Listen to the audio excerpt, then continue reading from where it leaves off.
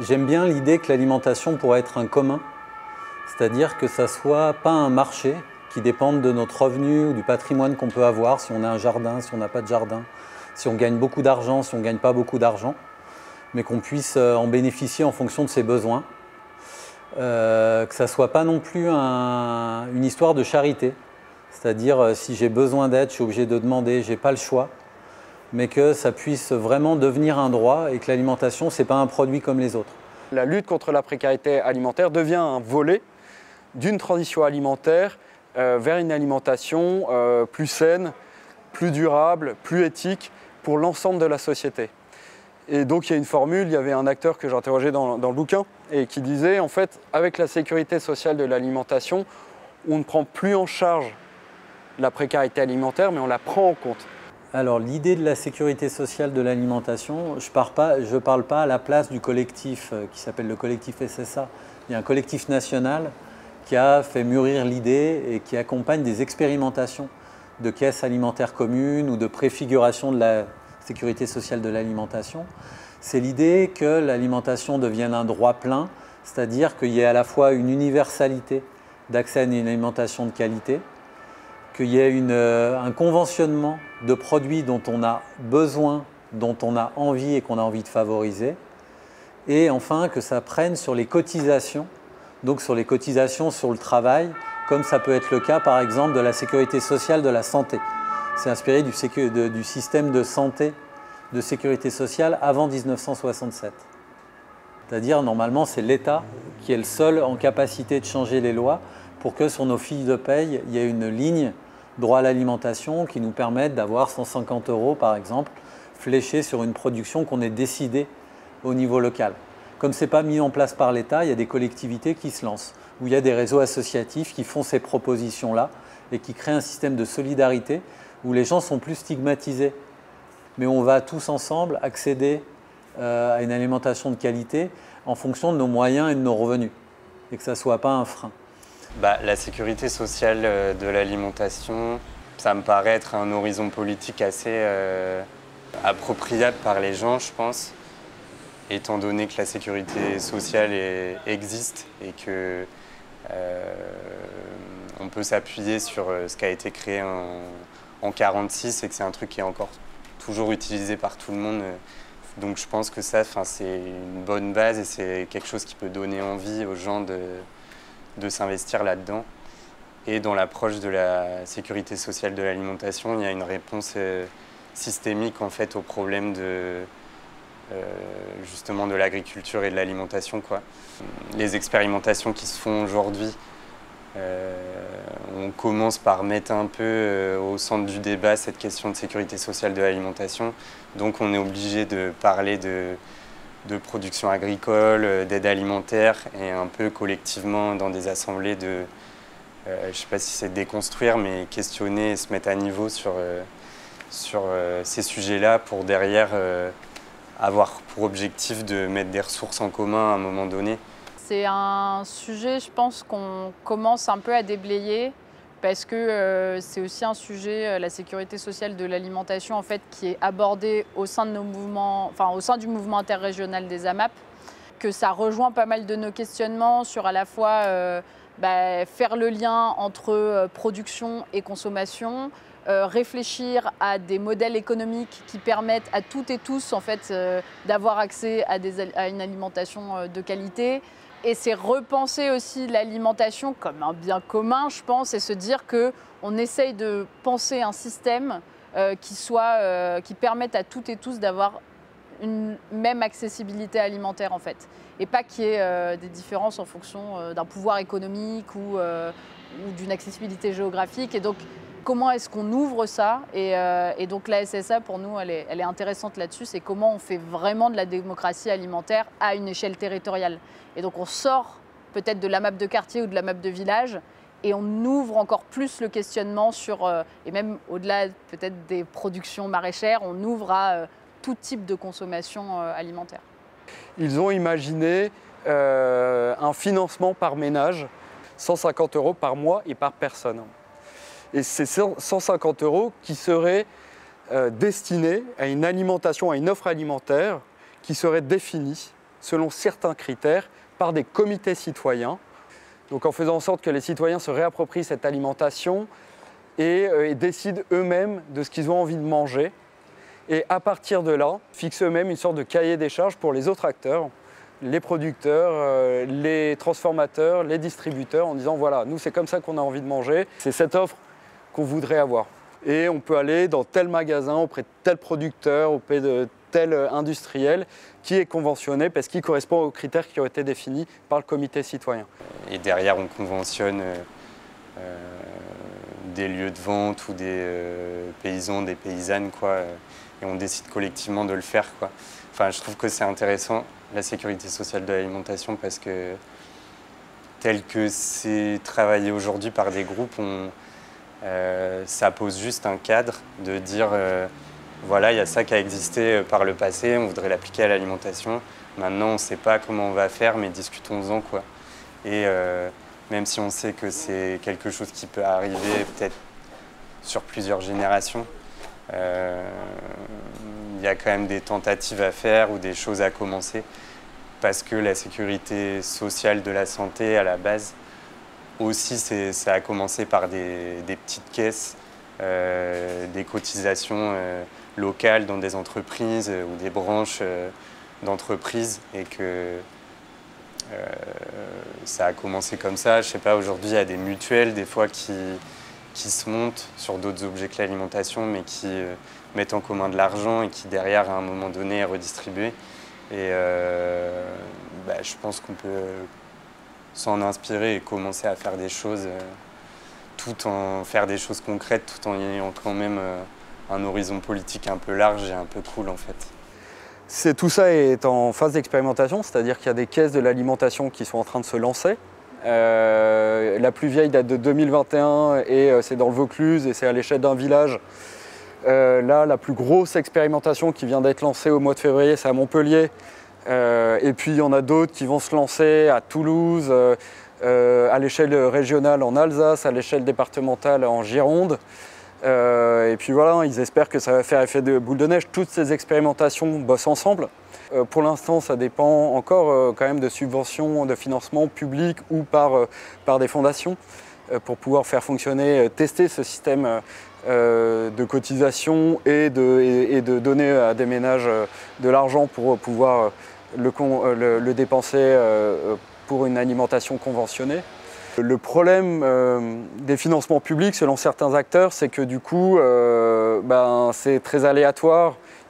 Ça demande énormément d'énergie, il faut réussir à convaincre les acteurs politiques de l'intérêt, il faut réussir à négocier les financements, des financements qui sont à la hauteur des ambitions et des enjeux, et souvent c'est assez décevant. Et puis c'est d'une année sur l'autre, et puis il peut y avoir des changements de majorité politique, et puis parfois il y a des choses qui sont très subjectives sur la relation entre l'acteur militant et l'acteur politique, sur aussi le positionnement idéologique de l'acteur politique en question sur ces sujets-là, et sur les sujets de précarité en général. Donc c'est vrai que l'idée de la SSA, par ce système de cotisation, c'était un peu de se dire on va essayer d'arriver à un système d'autosuffisance entre citoyens pour ne pas dépendre de ces aléas et de ces subjectivités politiques pour pouvoir faire fonctionner ces caisses. Finalement, si l'idée de SSA arrive sur la table, et si aussi toutes les personnes qui travaillent dans l'aide alimentaire ou l'accessibilité commencent à dire on veut autre chose, c'est quand même né du Covid, où les besoins d'aide alimentaire et les personnes qui devaient aller à l'aide alimentaire, leur nombre a explosé, et où tout le monde s'est retrouvé devant le fait accompli que, en fait, pendant le Covid, il y a énormément de gens qui ne pouvaient pas manger, vraiment pas, et qui, en fait, on sort du Covid et c'est toujours la même chose, quoi. Peut-être à quelques... C'est pas les mêmes chiffres, mais en fait, on se rend compte que c'est un truc qui n'était pas que lié à une crise en plus, mais plus structurelle. Et c'est vrai que c'est la crise qui permet de révéler ça. Et derrière, c'est sûrement une autre crise qui permettra de changer complètement le modèle, quoi. Sur la question de l'aide ou de la façon dont on travaille, Notre idée, c'est toujours de créer des collectifs où il y a un principe d'égalité, où on est ensemble autour d'une cause. Donc on refuse la notion d'aide, c'est-à-dire on n'a pas des bénévoles d'un côté et des bénéficiaires de l'autre, mais on crée un collectif de personnes qui veulent faire progresser les droits sociaux d'allocataires du RSA, qui veulent trouver une offre alimentaire plus large autour de chez eux, qui veulent trouver des leviers pour interpeller la collectivité, pour faire bouger la restauration collective. La lutte contre la précarité alimentaire, elle peut aussi passer par la restauration collective. C'est une grande réflexion et notamment c'est un outil qui est privilégié par les collectivités territoriales qui gèrent les établissements scolaires voilà, à différents niveaux, en gros se servir de l'offre alimentaire au sein de la restauration collective pour proposer aux familles, aux enfants des familles en situation de précarité alimentaire, au moins un repas par jour équilibré et avec des produits qui peuvent être bio ou au moins durables et sains. Ce qui s'est mis en place entre-temps, c'est la loi Egalim qui oblige les restaurants, la restauration collective, donc essentiellement beaucoup la restauration scolaire, à intégrer 50% de ce qu'on appelle de labellisé, dont 20% de bio. Alors on a dit, parfait, là c'est le marché idéal pour vendre les produits bio dans la restauration scolaire. Sauf que c'est encore très très inégal et on est loin des... Bon, les objectifs sont affichés, mais les résultats ne sont pas encore là. On est très loin d'avoir 20% de bio dans la restauration scolaire. Ça, c'est la personne de la DRAF, de la Direction régionale de l'agriculture, alimentation, forêt, c'est-à-dire le ministère, qui nous disait on voit des gens qui ont des budgets de matières premières dans les cantines scolaires pour, mettons, 1,80 € ou 2 € qui introduisent de la bio. Il y en a d'autres qui ont 4 ou 5 € qui n'introduisent pas du tout de bio. Alors donc, apparemment, a priori, ce n'est pas un problème de cherté du coût de la bio. Donc je pense qu'il y a un mélange de tout, on n'a pas un diagnostic précis, c'est une question qu'on pose aujourd'hui. Il peut y avoir des tas de raisons. Ça peut être en cuisine, ça peut être parce que il n'y a pas de légumerie, donc les patates ou les produits bruts, par exemple, arrivent sales. Ils n'ont pas forcément de quoi les laver, ou ils ont l'habitude de travailler avec des produits déjà lavés, pré-préparés. Enfin, il y a toutes sortes de conditions qui peuvent rentrer, qui peuvent limiter le réflexe d'achat. Ça, c'est effectivement super intéressant et important. Les enfants, il faut qu'on leur montre d'où ça vient, comment ça se fait, comment ça se transforme. Il faut qu'ils puissent effectivement... Nous, on accueille des classes, que ce soit des primaires, des collèges, des lycées ou même des étudiants chez nous pour leur faire mettre la main à la pâte, pour qu'ils comprennent ce que c'est la boulangerie, qui fassent du lamage, du façonnage, de la cuisson. Et c'est important parce que ça leur permet de pouvoir matérialiser différemment les choses en fait. Et d'être plus attentif après quand on leur explique, quand on leur dit les enjeux qui sont liés à ça et pourquoi par exemple dans les habitudes alimentaires manger du pain blanc c'est pas bon, quand on leur explique, qu'on leur donne les éléments et qu'on fait avec eux, c'est des choses où ils arrivent à comprendre et ils peuvent dépasser le fait que pour eux manger du pain blanc c'est aussi plus simple parce qu'il est déjà tout mou donc il n'y a pas à mâcher. C'est aussi cette logique-là de mastication, quand on leur explique que c'est aussi pour pouvoir mieux assimiler, ça fait écho quand même à des préoccupations qu'ils peuvent avoir. Et s'ils ne l'ont pas de suite, c'est une petite graine qu'on plante pour la suite et c'est aussi des choses qui répercutent après auprès de leurs parents. Je pensais à une femme que j'ai rencontrée, une mère célibataire que j'ai rencontrée à Toulouse, qui elle est en situation de précarité alimentaire, qui aujourd'hui a elle-même une conscience écologique du fait de son éducation, mais qui doit se nourrir avec des produits à bas coût, etc. Et qui se bat, fait partie d'un collectif militant pour créer une ferme urbaine dans une friche urbaine dans leur quartier. Et elle, ce qui la motive, c'est son fils en fait. Elle dit, moi j'aimerais que mon fils, à Toulouse, dans ce quartier populaire et très dense de Toulouse, puisse, par le biais de cette ferme urbaine, de cette friche urbaine, où on pourrait faire des jardins collectifs et une ferme urbaine, et puisse lui faire le lien entre agriculture et consommation. Et pour moi, ce jardin collectif où je pourrais emmener mon fils, où je pourrais lui faire planter des radis, des tomates, et lui, il pourra voir comment ça pousse, et ça pourra en faire un consommateur de demain. Donc il y a aussi ces questions-là qui sont travaillées avec d'autres collectifs, qui font intervenir d'autres acteurs, qui sont peut-être dans des actions beaucoup plus militantes de terrain. On bosse avec Terre de Liens, on bosse avec les CIVAM. Et donc ça, je pense que c'est aussi la force de nos mouvements, c'est d'arriver à se mettre en réseau et d'arriver à essayer ensemble de pousser des sujets. Et c'est là que en fait, les collectifs, travailler sur des plaidoyers, des manifestes, c'est important. C'est qu'il y a plein de termes qui sont réutilisés et qui du coup ont tendance à invisibiliser certaines actions. Aujourd'hui, on entend beaucoup parler de local. Je pense qu'il y a plein de gens pour qui c'est hyper logique de manger des produits locaux. Local, ça ne veut pas forcément dire que c'est produit dans de super conditions. Et ça ne veut pas forcément dire que la personne qui produit ça, elle en vit correctement. Enfin, et c'est aussi comment on donne envie aux gens de s'intéresser à ces sujets-là, de se questionner sur leur alimentation, de se questionner sur tout le système, c'est-à-dire la distribution, la transformation. Et donc, moi, je pense qu'aussi avec les AMAP, on essaye de faire ce travail-là et d'être présent aussi, d'en parler, d'essayer d'avoir une parole un petit peu plus politique. Ça permet de repenser aussi le système et de le voir évoluer vers autre chose. Nous, on est plus sur des formes de mobilisation locale ou la construction de coalitions associatives au niveau national. Parce que par exemple, des fois on va se servir de la loi pour faire avancer la situation des gens et parfois on va trouver que les lois sont mal faites. Donc on a envie de critiquer ces lois-là, donc de faire du plaidoyer. Et faire du plaidoyer, on est plutôt une petite association, même si on est une association nationale et avec une certaine reconnaissance. Donc on a besoin de s'allier avec, sur l'alimentation, le Secours catholique, les gens des épiceries sociales, le réseau des VRAC, etc. etc. J'en oublie, les CIVAM, le collectif Nourrir sur les questions agricoles. On va aller poser nos propositions dans des collectifs qui ont une audience nationale et avec des grosses organisations. On travaille aussi en fait plutôt sur du plaidoyer avec beaucoup d'autres collectifs. Il s'avère que c'est vrai que sur le système agroalimentaire, il y a pas mal de choses qui sont très verrouillées aujourd'hui et plus on travaille sur le sujet, plus on se rend compte peut-être de certains verrous et donc on essaye avec nos moyens de les dépasser et de convaincre aussi des personnes que changer rien que de ces modes d'approvisionnement, ça a quand même un petit effet sur on va dire l'agriculture, en tout cas locale. Et ça a un impact peut-être à plus long terme et plus gros que ça. Notre objet, c'est de construire de l'action collective.